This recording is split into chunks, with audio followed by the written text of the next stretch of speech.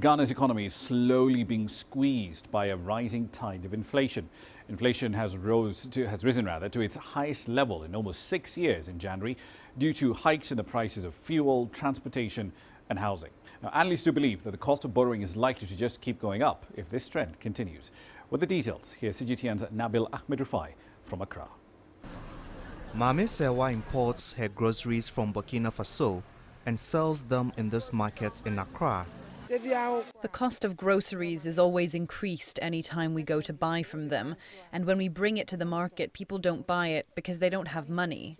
Sewa says she's had to increase the price of the groceries 4 times since January, and it's because the cost of transporting the food to the market has gone up due to hikes in fuel prices, so she passes the extra cost to consumers. This bag of onion was sold at $1.50 last week, but it now costs $6 and is likely to shoot up again in the next few days. Inflation rose to 13.9% in January, the highest in almost 6 years, according to Ghana's Statistical Service. Analysts say a lot of factors are at play here. We are an import-driven economy. And as of now, we have no clear plan of how we are going to cut down on imports. So as you import more and you need to convert more of your local currency to get a few of the foreign currency, which then means that your cost of production is going to go up. Obviously, you're going to see the rippling effects which happen in the form of inflation. Analysts are concerned the situation could lead to a rate hike in the cost of borrowing. We have to look critically at our expenditure pattern. It's very critical.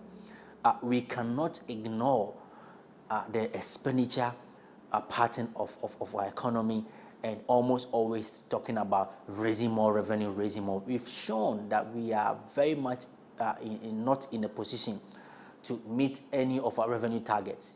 The government says it will cut its expenditure by 20% this year to tackle the budget deficit. Still, Mame Sewa wants more to be done to slow down the high cost of living in Ghana. She believes that will help her business stay afloat. Nabil Ahmed Rufai, CGTN, Accra, Ghana. Away from the continent now, Russia's central bank says it is ready to take all necessary measures to ensure the country's financial stability.